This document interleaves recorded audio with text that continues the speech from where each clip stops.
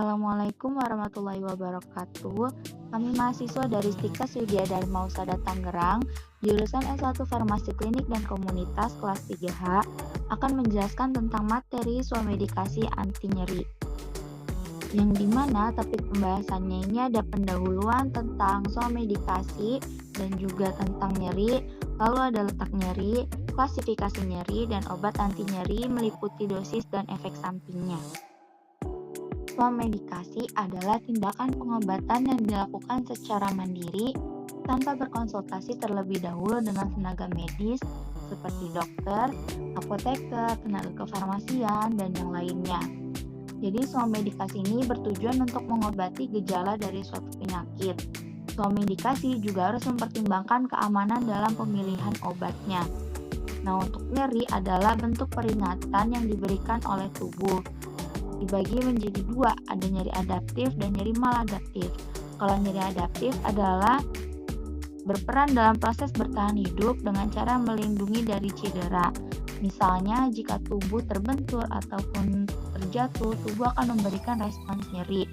Lalu untuk nyeri maladaptif adalah kondisi kerusakan jaringan yang terjadi pada sistem saraf.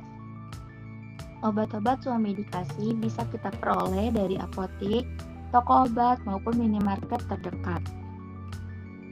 Kita bisa menggunakan obat-obat swamedikasi dengan golongan fitofarmaka, jamu, obat herbal terstandar, obat bebas, dan golongan obat bebas terbatas. Di sini ada beberapa contoh nyeri. Kita bisa merasakan nyeri pada pergelangan tangan, nyeri pada tungkai kaki, nyeri pada sendi lutut, nyeri leher, nyeri pinggang, nyeri dada, nyeri gigi, maupun nyeri menstruasi.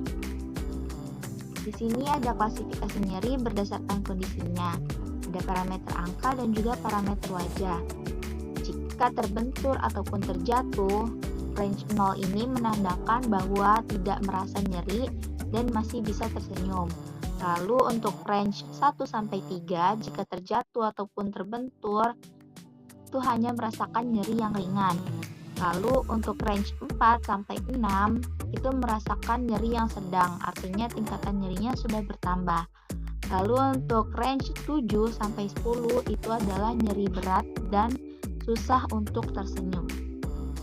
Di sini ada klasifikasi nyeri berdasarkan durasi terjadinya, ada nyeri akut dan nyeri kronis. Nyeri akut adalah nyeri yang muncul secara tiba-tiba dalam jangka waktu kurang dari 6 bulan. Contohnya ini ada nyeri sakit gigi, nyeri setelah tergelincir dan terjatuh, dan nyeri kram menstruasi. Sedangkan untuk nyeri kronis adalah nyeri yang berlangsung selama lebih dari 3-6 bulan. Jadi nyeri ini akan terus-menerus ada meskipun gejala atau penyebab utama dari nyerinya ini sudah diobati. Contohnya itu ada nyeri akibat kanker, nyeri setelah operasi, dan juga nyeri saraf yang parah. Klasifikasi nyeri berdasarkan lokasi tempat terjadinya, ada nyeri somatik dan juga nyeri visceral. Nyeri somatik adalah rasa sakit pada bagian permukaan tubuh. Contohnya ini pada permukaan kulit, lapisan bawah kulit, yang terasa seperti ditusuk-tusuk, rasa berdenyut, dan juga rasa panas. Sedangkan untuk nyeri visceral adalah rasa sakit yang berasal dari dalam organ tubuh. Misalnya, jika telat makan, akan merasakan sakit pada bagian lambung dan juga ulu hati. Nah, baik. Di sini ada beberapa contoh obat anti nyeri yang dapat kita gunakan untuk mengurangi atau menghilangkan rasa sakit, seperti sakit kepala, demam, nyeri saat menstruasi, terus sakit perut, dan masih banyak lagi. Nah, contoh obatnya itu ada paracetamol, asam mefenamat, dan ibuprofen. Obat-obat inilah yang dapat kita gunakan untuk mengatasi rasa nyeri tersebut.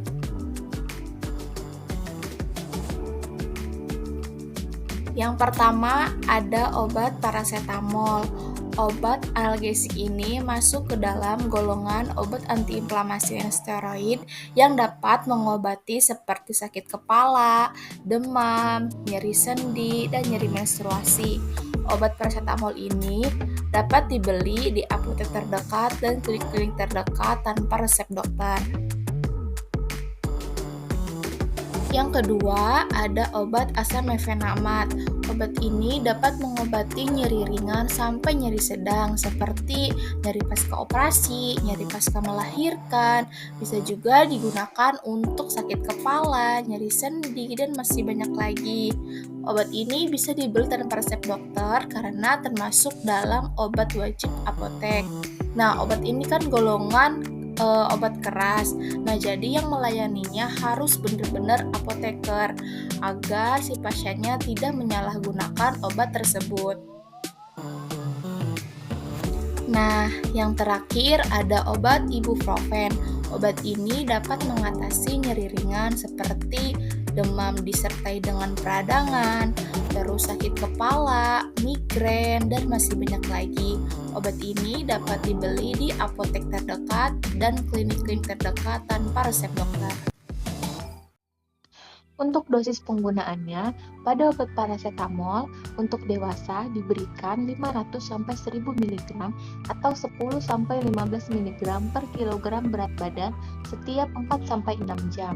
Untuk bayi dan anak-anak diberikan 10-15 mg per kilogram berat badan dengan lebih dari 4-6 jam.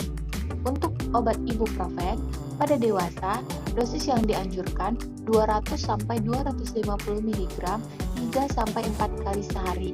Untuk anak usia di atas 6 bulan sampai di atas 12 tahun diberikan 4-10 mg per kilogram berat badan per 1 kali minum tiap 6-8 jam sekali. Untuk obat asam mefenamat untuk dewasa dan anak di atas 14 tahun diberikan 3 kali sehari 500 mg. Kemudian ada efek samping dari obat-obat anti nyeri. Yang pertama ada paracetamol.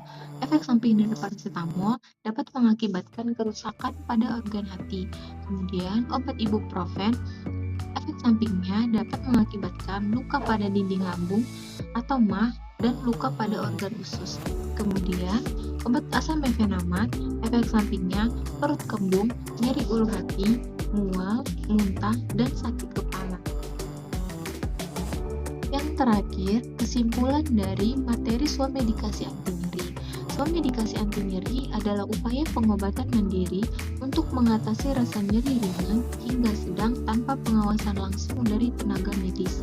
Penggunaan obat anti nyeri seperti paracetamol, ibuprofen, dan asam mefenamat harus dilakukan secara bijak dan sesuai aturan pakai untuk menghindari resiko terjadinya efek samping.